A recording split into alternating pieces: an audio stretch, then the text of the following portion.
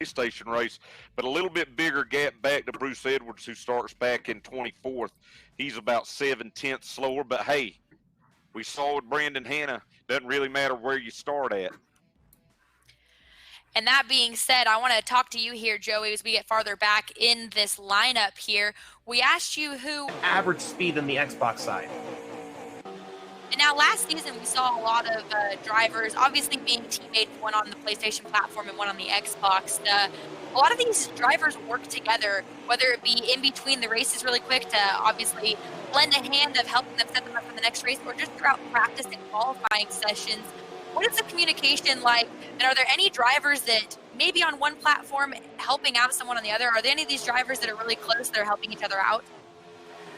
Yeah, from my knowledge, I think you're going to see a lot of the Season 1 guys helping each other. You know, the way I can describe it, Hannah, everybody from Season 1 is like a family. You know, that inaugural class, we all got along very well whenever we were together in person. You want to see a lot of Season 1 guys come back, but you also want to see some new faces, because there was definitely some people that didn't make it last year that really want a shot this year. But just as a whole, you're going to see a lot of Season 1 guys talk. Oh, yeah, a little contact there with the 00 and the 32 going to 1, and now the 1 car gets under the 4 car here for position. That's a tough break for the 4.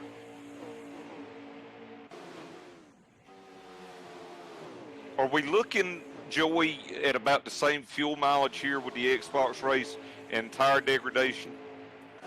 Yes, I think you're going to see maybe a few more guys on the Xbox side try to go for that fuel strategy. From what I know, there's a few more Xbox guys that know how to run that elusive saving gear that saves on the tires and the fuel. You're going to see guys that maybe go those 22 to 23 laps of fuel just so they can push their car enough to make it. I think we're going to definitely see a few more people. You're ahead of a few guys that are Season 1 guys, a little further back in the field.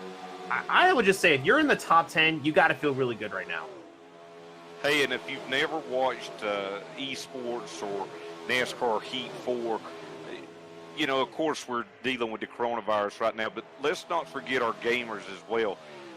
They're dealing with a lot of carpal tunnel. You can find a lot of great stuff there, and especially racing against some of the best PS4 guys.